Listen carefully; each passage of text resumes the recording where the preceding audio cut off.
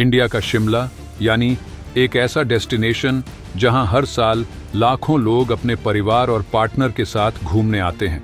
ठंडी हवाएं, बर्फ से ढके पहाड़ और यहाँ की केबल कार जो टूरिस्ट के लिए एक जबरदस्त अट्रैक्शन है। मैंने भी इस केबल कार का एक्सपीरियंस लिया है, लेकिन कभी सपने में भी नहीं सोचा था कि यही केबल कार इतनी खतरनाक साबित हो सकती है कि पूरे इंडियन एयरफोर्स को हिलाकर रख दे। दरअसल 1992 में टिम्बर ट्रेल की केबल कार में कुछ लोग और एक पूरी फैमिली फंस गई थी, लेकिन उसके बाद जो हुआ वो इंडियन एयरफोर्स की इतिहास में कभी भी नहीं हुआ था। ये हादसा इतना डरावना था कि आज भी जब भी कोई केबल कार से जुड़ा हादसा होता है, लोग 1992 के उस भयानक दिन को याद करते हैं। जैसे कि 2022 में झारखंड में एक केबल कार हादसा हुआ जिसमें 50 लोग 2 केबल कार में फंस गए थे। रेस्क्यू ऑपरेशन में 47 लोगों को बचा लिया गया, लेकिन 3 लोगों की मौत हो गई। इतने भयानक एक्सीडेंट के बावजूद मीडिया इस नए हादसे को छोड़कर 1992 के उस केबल कार इंसिडेंट की चर्चा कर रही थी। अब सवाल उठता है कि आखिर 1992 का वो केबल कार इंसिडेंट क्या था और इस घटना ने कैसे इंडियन एयरफोर्स को भी हिलाकर रख दिया। जानने के लिए वीडियो को आखिर तक देखना मत भूलिए। लेकिन वीडियो में आगे जाने से पहले अगर आपको भी भारतीय वायुसेना पर गर्व है तो वीडियो को लाइक करके कमेंट बॉक्स में जय हिंद जरूर लिखें, क्योंकि दोस्तों जय हिंद कहना सिर्फ एक शब्द नहीं बल्कि हमारा गर्व है। अक्टूबर 1992 दिल्ली में रहने वाले पंकज टंडन अपनी वाइफ मालिनी टंडन और साले देवाशीष के साथ शिमला में घूमने गए थे। 13 अक्टूबर 1992 को उनका शिमला में आखिरी दिन था, इसीलिए वो शिमला से चेकआउट करके टिम्बर ट्रेल घूमने के लिए निकलते हैं, जो कि एक प्रकार का रिजॉर्ट जैसा स्थान है जहां केवल केबल कार से ही जाया जा सकता था। लेकिन देवाशीष को यह पसंद नहीं था। वो कहते हैं कि हमने शिमला से चेकआउट कर लिया है, अब हमें सीधे दिल्ली निकलना चाहिए। लेकिन पंकज टंडन जिद करते हैं। वो कहते हैं कि पहले हम केवल कार से टिम्बर ट्रेल घूमने के लिए जाएंगे, उसके बाद ही दिल्ली के लिए रवाना होंगे। इसीलिए वे तीनों पास के बीच वैली के केबल कार पर बैठकर टिम्बर ट्रेल के लिए निकल जाते हैं। इस केबल कार पर पंकज टंडन, उनकी वाइफ और उनके साले के अलावा 8 और लोग थे, जो अधिकतर कपल्स थे और एक गेटकीपर था। कुल 12 लोग इस यात्रा पर थे। सभी लोग केबल कार पर बैठकर शिवालिक के पहाड़ों का मनमोहक नजारा ले रहे थे। यह केबल कार 2000 फीट से 5000 फीट की ऊंचाई तक जाती है और इसकी कुल लंबाई लगभग 2.8 किलोमीटर है। नीचे घाटी में कौशल्या नदी बह रही थी। सब आराम से ऊपर जा रहे थे, लेकिन देवाशीष को डर लग रहा था। उनके बगल में गेटकीपर बैठा था। देवाशीष ने उससे पूछा, अगर यह केबल कार टूट जाए तो क्या होगा? गेटकीपर हंसकर बोला, क्या होगा, हम सब मर जाएंगे। ये सुनकर देवाशीष के होश उड़ गए, लेकिन किसी को यह अंदाजा नहीं था कि अगले ही पल वही होने वाला था जिसकी सबसे ज्यादा आशंका थी। 6-7 मिनट की सवारी के बाद यह लोग लगभग ऊपर पहुंच गए, जहां से कि इन्हें उतरकर टिम्बर ट्रेल रिजॉर्ट जाना था। जैसे ही गेटकीपर गेट खोलता है, अचानक केबल कार की होलिंग केबल टूट जाती है। केबल टूटते ही कार तेजी से पीछे की ओर गिरने लगती है। यह ट्रॉली लगभग 200 किलोमीटर की रफ्तार से नीचे गिर रही थी। ट्रॉली में हड़कंप मच गया। लोग चीखने चिल्लाने लगे। गेटकीपर जान बचाने के लिए ट्रॉली से कूद जाता है, लेकिन नीचे गिरते ही उसकी मौत हो जाती है। गेट के पास देवाशीष खड़े थे। अचानक झटके से ट्रॉली हिलती है और देवाशीष भी ट्रॉली से नीचे गिर जाते हैं। सब कुछ इतनी जल्दी हुआ कि कोई कुछ समझ ही नहीं पाया। ट्रॉली में लोग इधर उधर गिर पड़े। किसी को नहीं पता था कि अब उनके साथ क्या होने वाला है, लेकिन किस्मत ने साथ दिया। होलिंग केबल टूटने के बावजूद ट्रॉली पेड़ों से टकराती हुई रुक गई और बीच वैली में अटक गई। ट्रॉली में लोग धीरे धीरे उठने लगे। पंकज टंडन और उनकी वाइफ चारों ओर देखने लगे, लेकिन देवाशीष ट्रॉली में नहीं थे। यह देख मालिनी रोने लगी। वो पंकज से पूछती हैं, मेरा भाई कहाँ है? पंकज झूठ बोलते हैं। शायद देवाशीष पहले ही उतर गया था, लेकिन सच्चाई कुछ और ही थी। 8 फीट की हेक्सागोन शेप की ट्रॉली हवा में लटकी हुई थी, जिसमें 10 लोग फंसे थे। हल्की सी हवा भी इसे झुला रही थी। 1500 फीट नीचे कौशल्या नदी बह रही थी। ट्रॉली सिर्फ एक तार के सहारे लटकी हुई थी, जो किसी भी पल टूट सकता था। घंटों बीत गए। ठंड ने हालत खराब कर दी थी। किसी से अब कुछ बर्दाश्त नहीं हो रहा था। ट्रॉली में ना कोई खाना था, न पानी। किसी से संपर्क करना भी संभव नहीं था। ये 1992 का समय था, जब ना मोबाइल फोन थे और ना ही कोई हाईटेक टेक्नोलॉजी। रात घिर आई थी। कुछ लोगों की तबीयत बिगड़ गई थी, उल्टी तक होने लगी थी।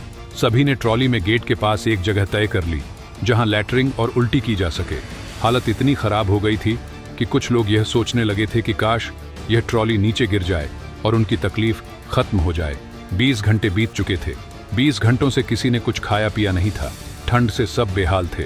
पंकज, मालिनी और बाकी सभी अपनी मौत का इंतजार कर रहे थे। किसी को नहीं पता था कि कोई उन्हें बचाने आ रहा है या नहीं। उनकी उम्मीदें लगभग खत्म हो चुकी थीं और तभी अचानक उन्हें आवाज सुनाई दी, कोई जिंदा है? हमें सुन पा रहे हैं साहब? कोई जिंदा है? यह आवाज सुनते ही सभी की आंखों में चमक आ गई। ट्रॉली में फंसे लोग किसी को देख तो नहीं पा रहे थे, लेकिन यह आवाज उनकी उम्मीदों को जगा रही थी। अगर मेरी आवाज आप तक पहुंच रही है तो विंडो से बाहर हाथ हिलाइए। ये सुनते ही कुछ लोग विंडो से हाथ हिलाने लगे, लेकिन उनकी आवाज बाहर तक नहीं जा रही थी। तभी सेना के जवानों की आवाज आई, तुम टेंशन मत लो, हम सबको बचा लेंगे। 140 किलोमीटर दूर सरसावा में फ्लाइट लेफ्टिनेंट परितोष उपाध्याय अपने गुरु रूम में बैठे थे। उनकी ड्यूटी खत्म हो चुकी थी और वे घर जाने की तैयारी में थे, लेकिन तभी उनके सीईओ सुभाष चंद्र आते हैं और उन्हें रेस्क्यू मिशन के लिए बुलाते हैं। बिना एक पल गंवाए वे यूपी के सरसावा से चंडी मंदिर के लिए निकलते हैं। चंडी मंदिर चंडीगढ़ में एयरफोर्स का हेलीपैड है। सरसावा से चंडी मंदिर की उड़ान का समय लगभग 40 मिनट था। जब वे चंडी मंदिर पहुंचे, वहां पहले से ही आर्मी के अधिकारी और पैरा कमांडोज रेस्क्यू की रणनीति बना रहे थे। कमरा किसी वॉर जोन से कम नहीं लग रहा था। सभी के चेहरे पर तनाव साफ दिख रहा था। किसी ने सुझाव दिया कि हम एयरप्लेन के जरिए एक स्काईडाइवर को केवल कार के ऊपर उतारेंगे। वह सोल्जर केवल कार पर 1500 मीटर की एक रस्सी बांधेगा, जिससे कि सभी लोग स्लाइड करके नीचे आ सकें। लेकिन इस प्लान को कैंसिल कर दिया गया क्योंकि ये लोग सामान्य नागरिक थे। यदि वे रस्सी को पकड़कर नीचे जाते तो संभव था कि उनके हाथ से रस्सी छूट जाती और वे नीचे गिरकर मर जाते। फिर किसी सोल्जर ने दोबारा एक आइडिया दिया कि हम A-26 हेलीकॉप्टर, जो कि दुनिया का सबसे बड़ा हेलीकॉप्टर था और भारत के पास भी था, का उपयोग कर सकते हैं। यह हेलीकॉप्टर लगभग 20 टन से भी अधिक वजन उठा सकता था। योजना यह थी कि इस हेलीकॉप्टर से केवल कार को उठाकर किसी सुरक्षित स्थान पर ले जाया जाए, लेकिन इस प्लान को भी रद्द कर दिया गया क्योंकि ट्रॉली को उठाने के लिए ट्रॉली के ऊपर एक स्टैंकर पॉइंट होना चाहिए था, जो वहां नहीं था। इसके अलावा केवल कार तार पर लटकी हुई थी और यदि तार को काटा जाता तो ट्रॉली नीचे गिर जाती। अब इस रेस्क्यू के लिए Mi-1 हेलीकॉप्टर ही एकमात्र अंतिम विकल्प था। Mi-1 हेलीकॉप्टर उस समय का सबसे शक्तिशाली मल्टी रोल हेलीकॉप्टर था। इसकी लंबाई लगभग 60 फीट और ऊंचाई 16 फीट होती थी। इसका सबसे महत्वपूर्ण भाग इसका रोटर ब्लेड था, जिसकी घूर्णन रोटेशनल डायमीटर 70 फीट थी। योजना बनाई गई कि हेलीकॉप्टर ट्रॉली के ऊपर जाएगा और विंच केबल के जरिए पैरा कमांडो ट्रॉली पर उतरेंगे। इन पैरा कमांडोज में मेजर इवान क्रस्टोन भी थे, जो आर्मी की सबसे विशिष्ट स्पेशल फोर्स विंग के सदस्य थे। यह विंग सबसे जोखिम भरे मिशनों को अंजाम देने की क्षमता रखती थी, लेकिन प्लानर्स पहले इलाके की रेकी करना चाहते थे। चंडी मंदिर से लगभग 22 किलोमीटर की दूरी पर लोग फंसे हुए थे। रेस्क्यू टीम बिना समय गंवाए वहां के लिए निकल पड़ी। फ्लाइट लेफ्टिनेंट परितोष उपाध्याय इस रेस्क्यू ऑपरेशन के सबसे जूनियर ऑफिसर थे और वही Mi-1 हेलीकॉप्टर उड़ा रहे थे। उनके साथ हेलीकॉप्टर में उनके वरिष्ठ विंग कमांडर सुभाष चंद्र और पैरा कमांडो इवान क्रस्टोन मौजूद थे। 14 अक्टूबर की दोपहर करीब 2:30 पर केबल कार फिर से तेजी से झूलने लगी। ऐसा लग रहा था कि अब यह टूटकर गिरने वाली है, लेकिन तभी उन्हें ऊपर से हेलीकॉप्टर आता दिखाई दिया। चॉपर की हवा से ट्रॉली झूल रही थी। ये देखकर ट्रॉली में फंसे लोग बहुत खुश हो गए और उनके अंदर जिंदा रहने की उम्मीद फिर से जाग उठी। वे हेलीकॉप्टर को देखकर अपने हाथ हिला रहे थे और एक दूसरे को बधाई दे रहे थे, लेकिन वे इस बात से अनजान थे कि यह रेस्क्यू कितना खतरनाक होने वाला था। ऊपर से तीनों सोल्जर देखते हैं कि ट्रॉली के व्हील पूरी तरह मुड़ चुके हैं और तारों के बीच फंसे हुए हैं।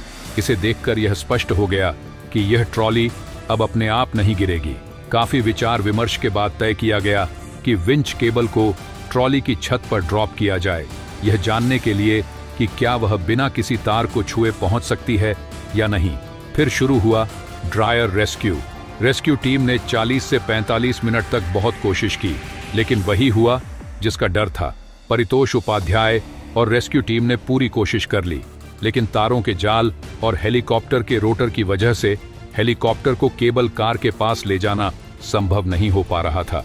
इसीलिए एक बहुत बड़ा फैसला लिया गया, इस मिशन को स्थगित कर दिया जाए। मिशन स्थगित होने की खबर सुनकर यात्री अपनी जिंदगी की उम्मीद छोड़ने लगे। 27 घंटे बीत चुके थे। पंकज, मालिनी और बाकी यात्री ट्रॉली के गेट से नीचे कूदने के बारे में सोच रहे थे। दूसरी तरफ रेस्क्यू टीम भी अपने बेस पर वापस पहुंच चुकी थी, लेकिन तभी कुछ ऐसा हुआ जिसने सभी की उम्मीदें दोबारा जगा दी। हेलीकॉप्टर के पीछे की सीट से इवान क्रस्टोन बोले, क्या हम एक और ट्राई कर सकते हैं? इस पर परितोष उपाध्याय ने विंग कमांडर सुभाष चंद्र से अनुरोध किया, सर मुझे एक और मौका दें, मैं फिर से कोशिश करना चाहता हूं। एक बार फिर रेस्क्यू टीम नई उम्मीद और जोश के साथ केबल कार की ओर रवाना हुई। यह तय किया गया कि पहले विंच केबल को ट्रॉली की छत पर उतारा जाएगा। यदि यह सफल हो गया तो मेजर इवान क्रस्टोन को नीचे भेजा जाएगा। नीचे रिजॉर्ट में भीड़ बढ़ती जा रही थी।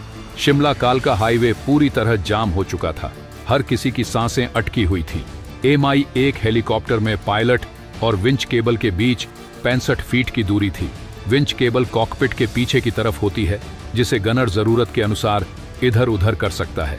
इस रेस्क्यू में सबसे बड़ा खतरा यह था कि परितोष उपाध्याय को हेलीकॉप्टर को पूरी तरह नियंत्रित रखते हुए केबल को ट्रॉली की छत पर सावधानीपूर्वक डालना था, और साथ ही यह सुनिश्चित करना था कि हेलीकॉप्टर का विंग आगे वाले तार से न टकराए, क्योंकि यदि ऐसा होता तो सभी की मौत निश्चित थी। परितोष उपाध्याय के लिए यह वैसा ही था जैसे दूर से सुई के छेद में धागा डालना।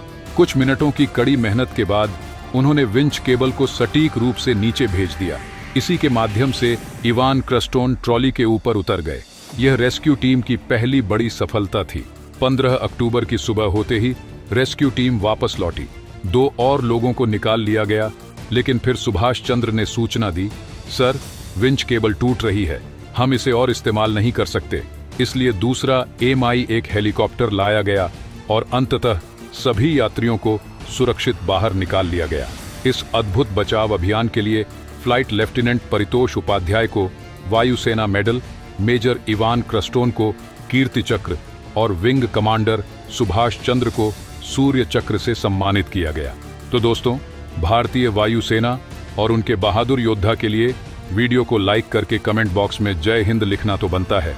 अगर आपने अभी तक इस चैनल को सब्सक्राइब नहीं किया है तो चैनल को सब्सक्राइब करके वीडियो को शेयर करें। मिलते हैं अगले वीडियो में। जय हिंद, जय भारत।